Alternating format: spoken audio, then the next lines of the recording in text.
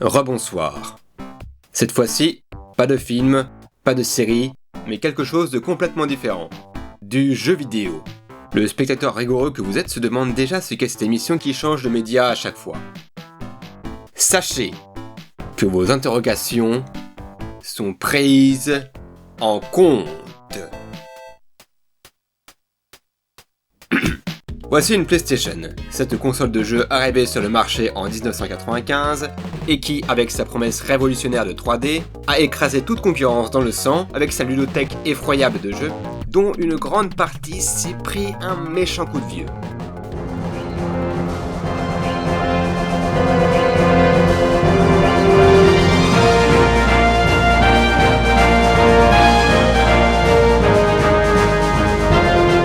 En 1998 voit la sortie de Blasto, un jeu d'action plateforme qui eut, comme beaucoup, des problèmes de développement car le temps a manqué.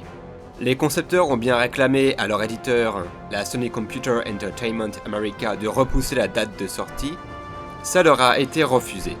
De fait, ceux-ci regrettent fortement que certains niveaux n'aient pas été complétés tandis que d'autres aient été implémentés bien qu'ils n'aient pas été satisfaisants.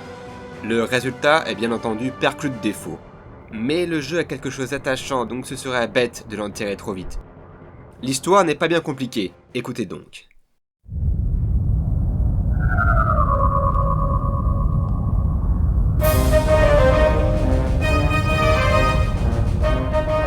Le terrible dictateur Bossk a réussi à s'échapper de sa prison transdimensionnelle.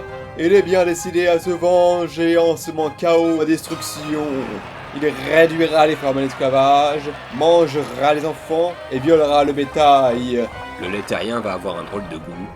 La Terre appelle Blasto à la rescousse. C'est un mercenaire méga musclé armé de son blastomatique, prêt à s'enfoncer de ses petites pattes dans Uranus. C'est Uranus! Où Bossk a le domicile. Afin de débusquer puis d'exterminer le dictateur vert, rencontrer des pin-up en bikini à faible nombre de polygones, et ainsi protéger Uranus. Sauver la Terre. Et surtout, la qualité du lait.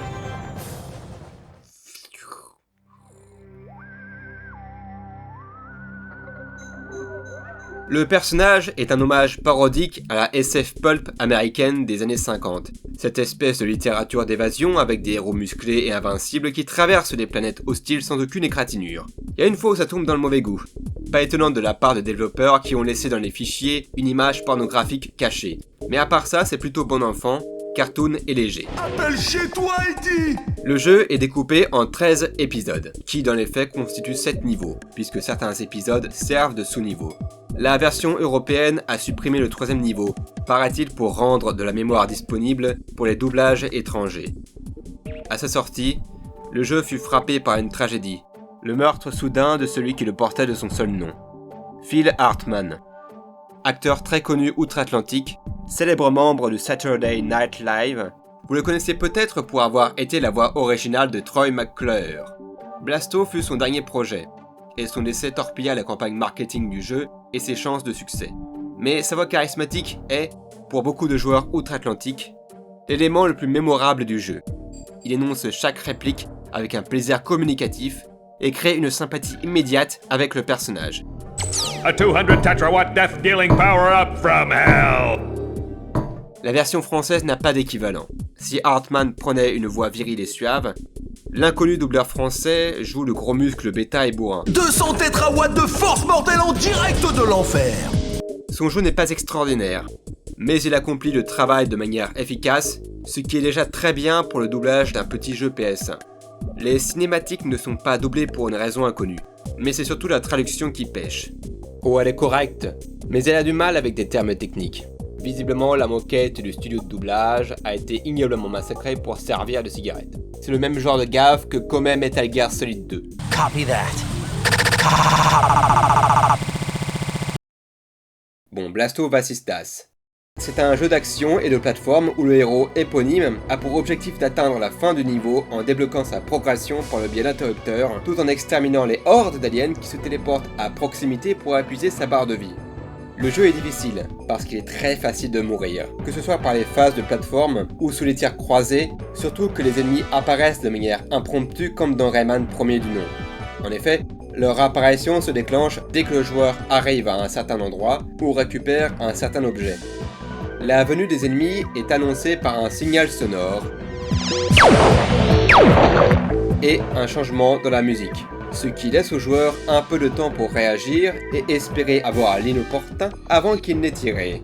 Pour esquiver les balles, une seule solution, faire des pas de côté, un mouvement qui vous sauvera la vie et vous permettra de passer à travers les murs pour gruger le jeu. Prends ça, Marcel Aimé! Le plaisir viendra quand on prendra le coup de main et qu'on réagit immédiatement pour réduire en bouillie l'emmerdeur alien au moment même de son arrivée. Allez, hop là, du balai. Surtout que tous les exterminés permet d'obtenir un continu. Ah non, une mission supplémentaire. Condoléances pour leur moquette qui était vraiment bas de gamme. Le côté plateforme peut s'avérer tout aussi retors. Elle permet d'apporter une variété bienvenue au jeu et ce n'est jamais ennuyeux. Mais pas toujours très heureux parce qu'il y a des idées de merde comme des trucs qu'on doit faire pivoter en tirant dessus et qui prennent 3 heures à trouver le bon angle, les plateformes qui mettent des plombs à venir et quelques imprécisions. Et il y a les contrôles. Bien que l'on soit en 1998, soit 2 ans après la sortie de Super Mario 64, qui avait introduit une nouvelle façon de contrôler son protagoniste, Blasto se déplace à la manière d'un tank. Le contrôle tank, c'est un système de déplacement où les touches droite et gauche n'amènent pas le joueur dans la direction voulue, comme c'est devenu la norme depuis, mais au pivotement du personnage sur lui-même. Ce style fait partie des premières expérimentations de la 3D, et Blasto n'est pas le seul à l'avoir gardé envers et contre la marche du progrès, à l'instar de Croc ou encore Tomb Raider. Ça réclame un temps d'adaptation et d'en supporter des défauts inhérents comme « Bordel, pourquoi la touche saut n'a pas marché ? Bon sang !» Les développeurs auraient-ils ingéré des substances illicites ? Ça marche pas. Mais la plateforme a été adaptée au mode de jeu, ainsi qu'au combat, la visée étant suffisamment efficace. À chaque mort, Blasto ressuscite à l'endroit exact où il s'est fait tuer, minus une vie. Enfin, minus un survivant. Il ne perd pas sa progression, ce qui est bien. Ça permet de rester dans le rythme parce que les niveaux sont énormes et complexes. Mais vu la facilité qu'il a de mourir, ça l'amène aussi à perdre très rapidement toutes ses vies, tous ses survivants. Et ensuite c'est contre ses missions supplémentaires, et alors c'est fin de partie. Alors le jeu n'est pas avare en survivants si on sait où chercher, quoiqu'ils se raréfieront dans la suite, mais mieux vaut recharger sa sauvegarde si on en a trop perdu. Ah bordel, les temps de chargement de la PS. Quand Blasto meurt, il perd ses bonus, se retrouve avec un pistolet laser pourri, que les améliorations rendaient un peu plus adapté au combat. Ça en fait un jeu sacrément dur et pas toujours juste.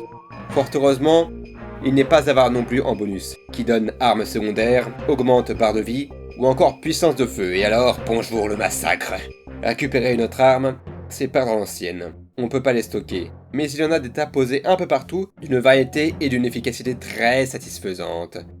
Il est aussi possible de trouver des pin-ups dispersés à travers les niveaux, qui attendent qu'un beau mal les sauve d'être vaguement plantés là à ne rien faire.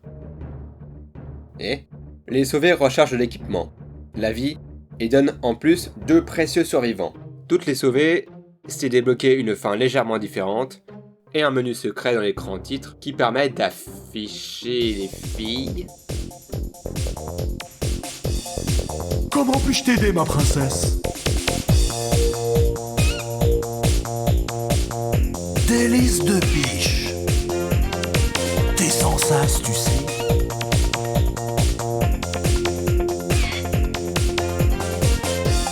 Grande question. Est-ce qu'il y a plus de gens devant l'émission maintenant? Non? Bon, tant pis. Ces phases d'action prennent place dans des territoires énormes, avec beaucoup de brouillard. Pour structurer la progression, les développeurs ont introduit des portes qui limitent le champ d'action du joueur, le temps qu'il trouve ses marques, maîtrise l'environnement et trouve les interrupteurs pour débloquer son avancée. Ça ressemble vaguement à du Doom. Doom, c'est la recette du Minotaure, sauf qu'au lieu d'incarner la pauvre victime jetée dans le labyrinthe, on incarne le monstre lui-même. Et donc, logiquement, les démons sont les vierges effarouchées envoyées au sacrifice. Les niveaux de Doom sont effectivement conçus sur le modèle de labyrinthe complexe, au champ d'abord limité, avec une forte composante action cathartique. Blasto fait ça à la 3e personne, la plateforme en plus. Maintenant, l'architecture travaillée et complexe, ça ne se vérifie qu'un niveau sur 2, car les autres ont plutôt la forme de niveau en croix. Le niveau en croix, c'est un niveau qui a la forme d'une croix. Le joueur est parachuté au centre d'un carrefour qui lui donne l'accès à 3-4 chemins. Et son parcours consistera à prendre le chemin de gauche, puis le chemin de droite, puis encore le chemin de gauche, puis le chemin de devant. Quand vous le dupliquez, ça n'est pas très élaboré. Preuve que la religion devrait cesser de se mêler des jeux vidéo. Seuls 2 niveaux, ceux du désert et du labyrinthe volcanique, se hissent à leurs objectifs, quoique le labyrinthe, après une première partie bien vacharde et qui fait tourner en rond le joueur pendant des heures, finit en ligne droite. Reste le désert, alors qu'en plus il a la moins bonne musique. Un environnement très large, si large qu'il présente 2 sous-niveaux qui servent le tunnel souterrain et le nappe phréatique. En comparaison avec le dernier niveau qui fait se succéder les sous-niveaux avant le niveau principal lui-même, le désert a une architecture élaborée, mieux rythmée, qui donne l'impression de visiter un écosystème à lui tout seul, où les envahisseurs côtoient leurs alliés, les aborigènes des souterrains. Ne vous inquiétez pas, ces indigènes ne seront pas épargnés par le sein blastomatique colonialiste du conquérant américain Blasto. Quoi? Ceux qui ont attaqué les premiers. Et touche pas à la fonte blanche. Le désert est certainement le niveau le plus abouti. Les rotors, complexes, souffrant parfois d'impasses qui servent à rien d'autre qu'à récupérer des bonus et perdre le joueur. Il représente peut-être le mieux ce que les développeurs comptaient faire de leur jeu. Des niveaux larges et intriqués, entrecoupés de niveaux plus petits et plus directs pour varier un peu les plaisirs. Certains sont bien conçus pour perdre le joueur. On peut trouver ça frustrant, mais en les regardant de plus près, ils sont assez simples. En fait, il faut avoir une bonne gestion de l'environnement. Il reste encore une différence fondamentale avec Doom. Dans Doom, les déplacements sont plus nerveux et l'environnement est confiné, ce qui permet aux joueurs d'en devenir maîtres plus facilement. C'est l'inverse avec Blasto, qui propose des déplacements plus lents et des environnements plus ouverts, qui sont d'emblée plus intimidants. D'autant plus intimidantes que la difficulté peut s'avérer être un vrai tue-l'amour, au point de rendre l'exploration frustrante, par exemple quand il s'emploie à faire des blagues salauds aux joueurs. C'est pourquoi, pour apprécier le jeu, il est impératif de le maîtriser, d'avoir pleine confiance en décimant les hordes d'aliens surgissant de nulle part. Les niveaux en croix apportent quant à eux une variété d'environnements et de concepts bienvenus. C'est parce que Blasto a un univers graphique qui lui donne une véritable personnalité. Son visuel cartoonesque et ses touches d'humour ça et là visent à créer une ambiance décalée assez plaisante qui est fortement soutenue par la musique. La musique est intégralement dynamique. Il y a une mélodie d'ambiance qui passe d'une manière plus que fluide à une variation de combat, laquelle s'enrichit en direct d'instruments selon le niveau de danger. Un détail assez rare pour l'époque, pour faire du jeu un petit pionnier. Et en plus, les musiques sont excellentes. La parodie SF des ports spatiaux, le disco urbain d'Alienville, la ritournelle confuse et volcanique du labyrinthe, ou encore les souterrains sous-marins des niveaux sous l'eau. Elles sont décrites par Chuck Dood, qui se donnera rarement à l'exercice, sauf sur le premier Siphon Filter, avant de devenir chef du département musical de Sony America. Rien que ça. Quand on a nettoyé le paysage de ces envahissantes taches vertes, la musique ralentit le rythme pour passer à une variation de suspense qui durera jusqu'à ce qu'un nouvel alien pustuleux pointe le bout de son nez. Mais si le héros ne rencontre pas de nouveaux assaillants à annihiler, la musique ralentit de plus en plus, jusqu'à totalement disparaître. Alors, il se retrouve seul, face à lui-même, dans ces mondes qui deviennent si vides. Maintenant qu'il n'y a plus que la paix du silence, alors que ses pas résonnent, on réalise l'absurdité de ce monde.